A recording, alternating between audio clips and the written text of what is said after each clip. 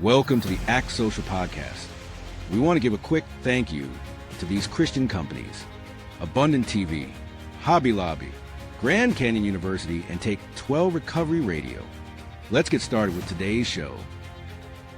And here we go. Ladies and gentlemen, welcome once again to another episode of the ActsSocial Podcast, where we speak with people, we speak to God's people who God has sent through stories a lot of times, and sometimes we laugh at ourselves. I don't know why, but we get through the story, and everybody says, though so bad, I just worked it up and told you everything that happened in my life. I wouldn't change a thing because that's the way God has put me through it, and it's why I do what I do today. And today's guest is absolutely no different. I'm excited to introduce you because boy, has he got a story that will knock your socks off. And once they do, we'll put your socks back on and we'll tell you exactly why it is what he's doing now in his mission work because of that story. So with that, I want to introduce you to the Monty'Man. Monty with Take 12 Recovery Radio. Also, I want to throw this out. I know we always throw a recording up at the beginning of our podcast here for who our sponsors are, but Monty is Take 12 Recovery Radio that you see on the ActsSocial platform and abroad in all our podcasts that we actually put out. So, Monty, welcome so very much to the show, sir. Hey, thanks a lot. It's absolutely a privilege and an honor to be here. I'm so impressed by ActsSocial and what you guys are doing. It is no small task, my friend. Congratulations. Well, thank you. Thank you very much. Well, it hadn't come without some enemy attacks along the way. So I guess that's been our awards is to receive that persecution, So, but yeah, thank you so very much. And we're blessed by the content you put on. You've got a group on there.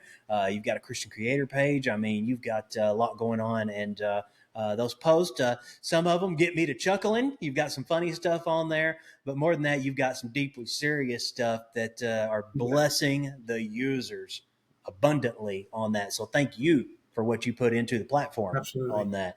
With that, I want to just go ahead and start there because blessing the users kind of relates to blessing our listeners on these podcasts. Not everybody's on the ActsSocial platform. We reach out to a lot of them are on just our email newsletters, and they get these podcast alerts in and things. So, with that, you've got a big story to bless people with on that. So if you don't mind, man, you go just as deep into the story as you want to, or as light as you feel comfortable with. But you tell us what God has allowed you to go through and why it is today what you're doing today, which is big.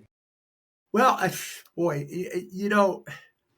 every time I do this, it makes me so grateful that I am on the right side of the grass. I just got to tell you, well put. If you're sucking air, you have something to be thankful for. It started, junior high and high school can be traumatic, right? And we all know that. And it's nothing new, under the sun, there really isn't. And I was a little chubby kid in junior high and my early high school years, and had my share of getting picked on and thrown in the blackberry bushes and beat up. And there was some other more serious abuse that went on that I kept to myself because you just didn't talk to mom and dad about that stuff. I didn't have any brothers and sisters, so it stayed in here. And I watched my dad. He had a very high stress job. He was city manager in Petaluma, California for 20 years. That's a long time. And he would come home every day and pour himself a glass of Christian Brothers brandy and 7-Up. I'd watch my dad defrag from the day, sipping on that drink, reading the newspaper, and he never finished the drink. It wasn't a very big glass. And but I watched how he just kind of mellowed out. And I thought, I wonder if that'll work for me. Now, I was adopted, didn't have any medical history or anything like that. And of course, back then, I didn't have any clue about alcoholism or genetics or any of that stuff. But no medical history whatsoever. Let me just say that.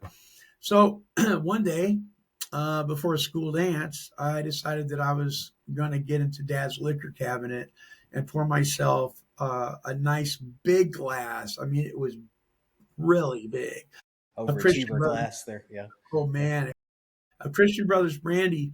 And I downed it. brother. I just downed it because I knew I wasn't supposed to do it, right? So I had to get it down quick. So I just downed it. You know what I did next? I did it again. I downed another one. And I am Which is telling pretty you, amazing already. Like, wow. Yeah. I'm telling you, I felt 10 foot tall and bulletproof. And I'm walking back to my bedroom to get ready for the school dance. My parents are sitting in the living room, and I spent the next half hour leaning up against the wall talking to them about the philosophies of life. They didn't have a clue though. And I went to the dance, and I was like the center of attention at that dance, and I thought, this is it. This is my solution to all the stresses of life and all the teenage stuff and everything else. But unfortunately, what I discovered later was that I had an allergic reaction to alcohol that the normal temperate drinker just doesn't have. My pancreas is not. It does not, move that substance in my body the same way that other people do. And so what would happen is I would drink, and I would have little or no control over how much I drank or how often. I couldn't put it down. I couldn't put it down. And when I didn't drink, it's all I thought about, which is the most important part of this, is my relationship to alcohol when I was sober, right? When I was stone cold Thought about it sober, that way. I obsessed about it, right? And that's one of the red flags of alcoholism, which is simply a medical term that means that you're allergic to it. Your body doesn't respond to it the way most people do. Most people who drink now and then aren't alcoholics, and I got my own viewpoints about sipping saints anyway, but I'm an overly opinionated guy. That's one of the reasons why I get but that sent me over the edge, and a lot of things took place. Run-ins with the law. I put a red light, one of those blinking red lights, on the top of my dad's station wagon and pulled people over, and I'd been drinking. Oh no, That didn't go over too well, Yeah. Lit a fire in the back of our house, almost burned down the whole hilltop. No. So the bottom line is, when I put alcohol in my body, I do stupid drunk stuff. Yeah. And it doesn't come out well at all. Well, that just followed me into something that I was shocked myself. I started venturing into other substances, right? Yeah. And the one thing I told a buddy of mine that I'd known for years, I said, Larry, you know what? I will never, ever put a needle in my arm. He was one of my drinking buddies. I'll never do that. You know what he said to me? He said, Monty, I remember when you said you'd never smoke a cigarette. And what are you doing? Ooh, ouch. The very next day, I had a needle in my arm. Are you serious? The very next day, out of curiosity. Then I was addicted to that. In other words, I didn't have any control over, people say, well, you chose it. Yeah, the first time I did, but after that, I'd lost the power of choice. Oh, yeah. So you can imagine, I went to Bible college. I mean, I hit it really well, I thought. I found out years later a lot more people. Were going to Bible college. Yeah, I went to San Jose Bible College, now Jessup University in Sacramento, California. But so I ended up, it got so bad that I was down on Santa Monica Boulevard where it meets the coast there. And I had injected something into my body. I had no idea what it was. And I woke up 2 weeks later out of a blackout, a drug-induced blackout, up in Albany, Oregon, where I currently reside. And I was able to run into an old Bible college buddy of mine. I called the information operator. I was in Milwaukee, Oregon. I called the information operator. I didn't know if this guy, Dan, was anywhere in Oregon. I had no idea where he lived. But I knew that I trusted him, and I knew I was in trouble. And he ended up living just 2 blocks away from the phone booth I was in when I was able to get a hold of his number. That's providence, brother. I'm telling you. Yeah. And so through that, I got into the Teen Challenge program because nobody else would take me. And they didn't really understand addiction back then. It was, just read your Bible and love Jesus and everything will be well, right? But it was a safe place for me. I could stay sober there. I could stay clean there, which launched me forth into doing some deeper investigation into this whole addiction thing, and ended up studying it and getting a few pieces of paper I could hang on my wall and that kind of thing, around crisis counseling and that stuff. And so it opened up a whole new world for me. And here's the thing. One of the things that we say in the rooms of the 12 steppers is we do not regret the past, nor do we wish to shut the door on it. And the reason is because now we've been given a gift by our Creator, who did for us what we could not do for ourselves, and that's bring us to a point where we recovered from a seemingly hopeless state of mind and body. We recovered from it. Doesn't mean I'm not allergic to alcohol. I still am. I put it in my body and all bets are off. But I've recovered from the damage, and now it's my turn to give that away. And that's kind of how my life went after that. Yeah. Wow. That is something. That's absolutely something. So, this blackout, like I can't even wrap my head around it, until you've been through it, of course, and to know it. But those that have been through a blackout like that, that spooks you. Any mama would faint on the floor to know that her kid didn't know where he or she was for 2 weeks because of such a blackout, because of the dangers, that are there during that blackout. That is something. And then to end up in Oregon, still to this day, don't know, right, how you got to Oregon necessarily. Total. No, there's a couple of bits and pieces that came back, but that was it. Most blackouts, you lose all memory. I was in my truck. I mean, when I pulled over to that phone booth in Milwaukee, Oregon, I looked down on the floorboard of my truck, and there were syringes all over the floorboard. There was an empty bottle of Wild Turkey 101. There were people's credit cards. I don't know who they were. I had no idea, and I looked around. I was at a rest stop. I looked around, and all the license plates were orange. And I'll tell you how far back it was. And I thought to myself, I still have my sense of humor. I looked in the rearview mirror. It scared me. And I kind of chuckled. I thought, well, we're not in Kansas anymore, are we, Monty? Yeah, well put there. Man. Wow, that is something. Yeah. So did you have you were blacked out. Why am I even asking this? Did you have any rough idea what part of Oregon your friend was in, and then to end up just a few miles down the road? Yeah, I knew that he lived in Oregon, but I didn't know what town.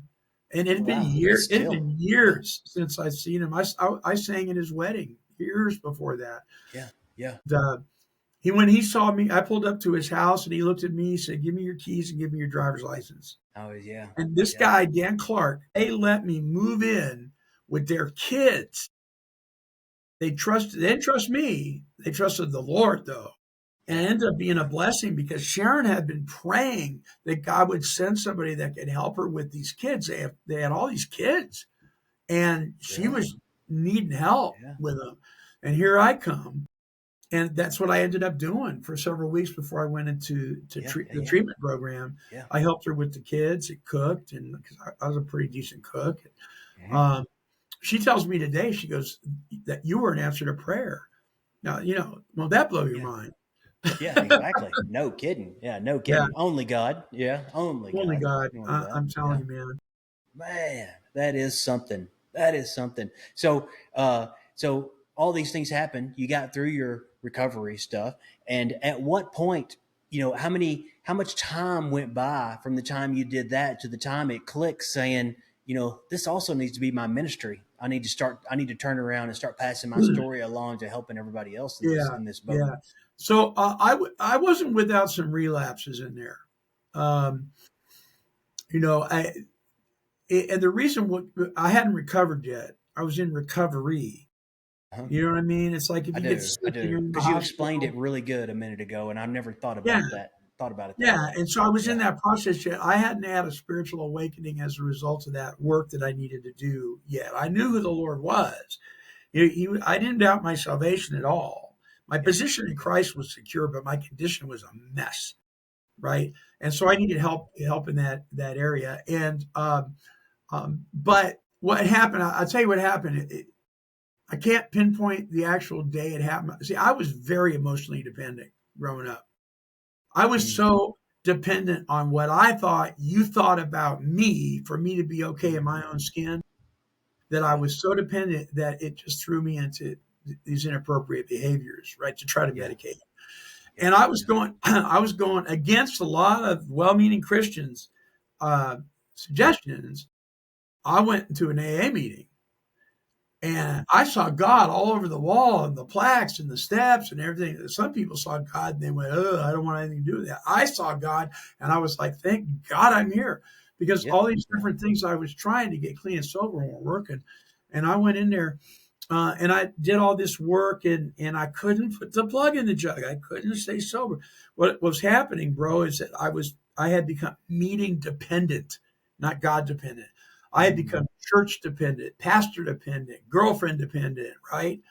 But I wasn't God. I even became 12-step dependent, but I wasn't dependent on the one that those things were pointing me to. And one day, it was like a light bulb moment. It was like, Monty, and it wasn't audible, but almost. It was like when you stop depending on your prayers and start depending on the one you're praying to, you'll stay sober. Wow. It was and that is quite the snap for a lot of people. Me too. I went through that. I call that spiritual maturity instead of being a Sunday Christian to an hourly Christian. It's a transition. You have to decide. I had become dependent on the method instead of the method giver. That's well put. Because what happens if you can't get to a meeting? What happens if you can't get to church? What happens if the phone on the other end doesn't get answered? What happens? You're going to be in deep weeds unless you're God dependent. In the big book of Alcoholics Anonymous, there's a chapter called Working with Others. And it says, remind the prospect, that's the new guy, that his recovery is not dependent upon people, but on his relationship with God. Bottom line, And so that's when I realized I owe a debt of gratitude that I cannot fully repay. What am I going to do with that? And so I was in another 12-step meeting of another organization. And they asked me to quote something from one of their pieces of literature. And what it said was, I'm paraphrasing here, it said, once an addict, always an addict will no longer be tolerated by society or the addict himself. The lie is dead. We do recover. I read that. It was a quote. They asked me to read it. And this guy stood up. He says, you ought to keep your opinion to yourself and start your own talk show and leave the rest of us alone. Dang, that is a great idea. I'll show you, buddy. Yeah, exactly. And the rest of it unfolded. And we started out doing it was kind of manic. I still am doing a whole bunch of shows, doing a show every day and stuff like that. MP3 files on a website. And then until we got some balance going. But eventually through donations of some really great people, the guy that worked for Extreme Makeover Home Division for a while came and built us a studio on our property and an office and did all the wiring and that whole thing. And we were off to the races. And a little over 22 years ago, Take 12 Recovery Radio was born. And it hasn't been without its attacks either. From well-meaning believers to the secular world as well. And God just says, keep plugging at it until I tell you to stop. Yeah. Comprende there. Well, I want to go right into that because, our listeners, you're connecting with many on this, not only through your stuff, but I'm talking about just our podcast here today. What's there. And, what has spun off into your missionary work has you just completely turned the tables and pointed it to your past and the people that are going through that. But it's not so simple as just Take 12 Recovery Radio, because there's a lot of verticals and shows and things that are going on. So can you explain to the audience kind of, if you got time, everything you are doing through all these shows and their purposes and, we have like over 2,000 shows. We stopped counting. And so, oh boy. So let me just let me just talk about the workshops. So we connected with some really educated people. A guy named Dr. Alan Berger, who wrote a book called 12 Stupid Things That Mess Up Recovery. And he's like the emotional sobriety guru. He really taught me how to grab onto my emotional sobriety and let go of my emotional dependency. And I fell in love with this man, a Jewish gentleman who just loves people.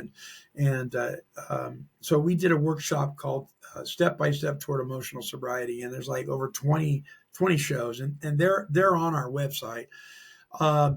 Walking Through the Big Book with Chris S.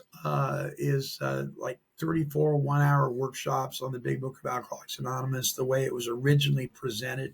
And by the way, let me just say, there's one of the most misunderstood steps in the 12 steps amongst Christians is step 3.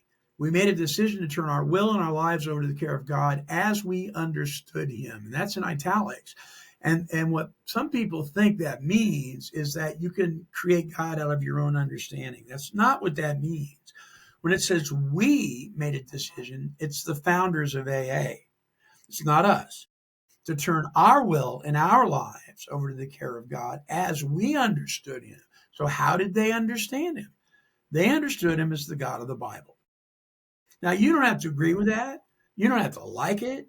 You don't have to sign up for that. But you can't argue that's what they did. And so when people say, I want what they had, I always say, you might want to try doing what they did. It ain't going to hurt you. You know what I mean? And we're not talking about church here. We're not talking about religiosity. We're talking about a relationship. Hey, try him out. Try him out. See what happens. I'll tell you what, you take Jesus for a test drive, you will never be disappointed. That is correct. That is absolutely correct. You may be challenged, but you won't be disappointed. That's right. That's right. But so the Big Book talks about this kind of thing, and when it's taught properly, people understand. So we did those workshops. There's other ones that we do as well. We've got Tony Messbarger, who has gone on to be with the Lord, bless his heart, years ago. But he was one of the most effective drug and alcohol interventionists that I've ever met. He did a workshop with us called Understanding Intervention. So there's 4 1 hour on how to do an intervention, and you don't want to do it without guidance, let me tell you. And so there are families that they can click on that workshop, just click on workshops on our website, and they can listen to that, the do's and don'ts, and how to get help with an intervention. It's a very tricky thing. And then there's so much more. There's so much more. So the website is take12radio.com. The word, you spell out the word 12 or the number 12. And you can find all that stuff there. But what we do on a weekly basis is Monday is our topical show. We have guests on. We just did a show on taking recovery outside of the rooms of recovery, taking recovery to the streets, what that looks like. And I've got a couple of guys that help co-host that with me. On Wednesday, it's the Came to Believe Recovery podcast with the Came to Believe Recovery organization, which takes the 12 steps to the Salvation Armies all over the West Coast. Takes these guys through the steps in 3 days. 3 days. Uh-huh. Wow. So they can have a spiritual awakening as a result of these steps and meet the God who is God. And then they can carry it on to people. And so we had that show, and that's topical too. And we talk about all sorts of stuff. We just talked about high bottom, low bottom on today's show, what that means. And then Friday we have one that's it seems kind of sideways for a faith-based show. It's called Buddha Time. I knew that was coming. Yeah, this is funny.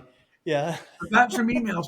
Tommy Buddha is a blues artist, and that's his stage name. And because when he walked into a room one time, somebody said, "Here comes the blues Buddha," and it stuck.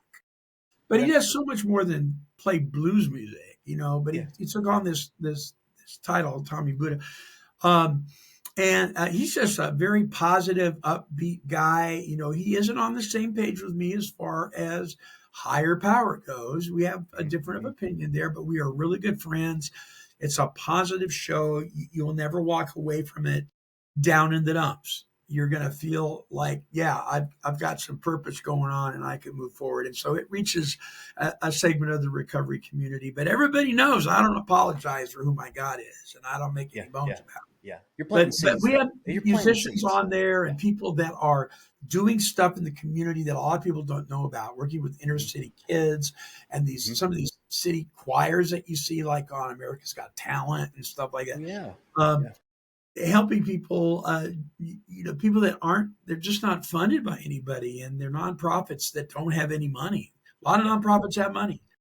These guys don't. And it's some of the best kept secrets on community help resources that we can give people. So we got all that stuff going on, and then who knows what we're going to do next. Yeah, exactly. Well, you're blessing so many, man, by reaching so many, and you're planting those seeds. Sometimes unintentionally, because you are unapologetic, which is awesome. So yeah, that's planting so many seeds out there, man, and reaching so many.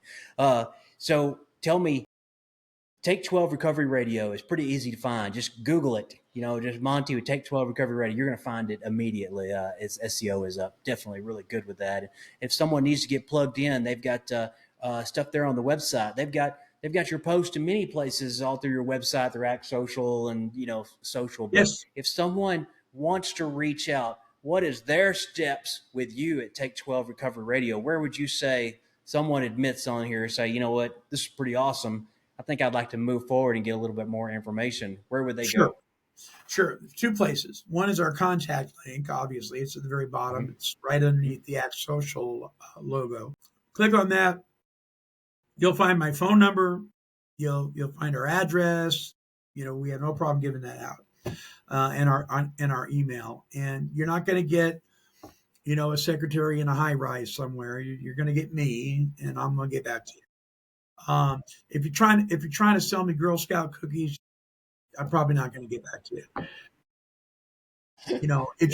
If you want to tell me how horrible your wife is or your husband is, and you just want to burn the house down, go talk to somebody else. But if you want to change, if you really want to make a change in your life, or maybe you don't even want to, but you're wondering how to get to a place where you want to, we can help you with that. The other place is we've got a recovery resource page. The thing is huge. And we have vetted all these organizations very carefully. Most of them are holistic in nature, which means they service the whole person, the body, mind, and spirit, the whole individual. It's not just about learning how to be abstinent. It's also about building a good, healthy relationship with yourself and with God. So we have a resource page, and if you're probably going to find something that's in your area. But if you don't, please contact me. And I've gotten people. I've got a lot of connections. I've got people in touch with interventionists and 12-step rooms and faith-based 12-step programs like Celebrate Recovery, Alcoholics for Christ. If AA is not your thing, So we're easy to reach. Good. Yeah, no problem. Yeah. Good. Excellent. Monty, thank you, sir. This has been a big blessing to us. You bless ActsSocial just with your presence, sir, your testimonials, and of course the audience with our podcast and everything else you do in our partnership as well between Take 12 and ActsSocial. So and let me just say around this. the table. For whoever's watching right now, get one of these. You're sporting one of our shirts, and our stuff. You may never go on social media again if you start wearing this and really asking that question. Yeah. You'll go to ActsSocial, but you might and take the challenge, take the 40-day challenge. If you know what, if you're yelling at the television, maybe you should turn it off. Yeah, I agree. I agree. I completely agree with that. That 40-day fast was something that Sheree and I just kind of did a while back. We got kind of sick of hearing about people were going to get in the shower or just had a hamburger. We thought this is a little bit of a waste of time on social media. And then after somewhere around the 2020 election, we just realized what a bad mood we were always in after getting off the news. And we thought, you know what, let's stop all this junk. So we shut down all social media, all news. We'd see headlines. You can't help but open your browser up into head somewhere and you kind of catch the headlines of and that's enough. we jump off of all that. We went to Christian only news, and we cleaned all that up. So we accidentally did it ourselves, and we saw such a massive difference. And then I'll be darned if the Holy Spirit didn't tell me to go and build a social media platform. And I'm like, are you sure? I'm the guy that doesn't like social media. So that's the whole reason it's there, is because we did it. Cool. Cherie and I did it, and it was so awesome. That's the only reason we're referring it. So it's become so popular that you've had some problems with it crashing, right? Because so many people want to get on there. Yeah, we have, and we've had some digital attacks from country origins that are not Christian known. I'll put it that way. That have came in and just slammed us like machine guns trying to pull us down. So it's been a lot of fun stuff. But thank you so very much for your contribution and what you're doing, because you're blessing so many, sir. Blessing so many. Well, ladies and gentlemen, thank you so very much for your time today. We're going to go and hop off. We've been on here just about 30 minutes, and I know for us, it's Taco Tuesday, so we might go have some tacos or something like that. But we thank you so very much for your time, and thank you again, Monty, for your time. Yes, sir. You bet. Bye for now.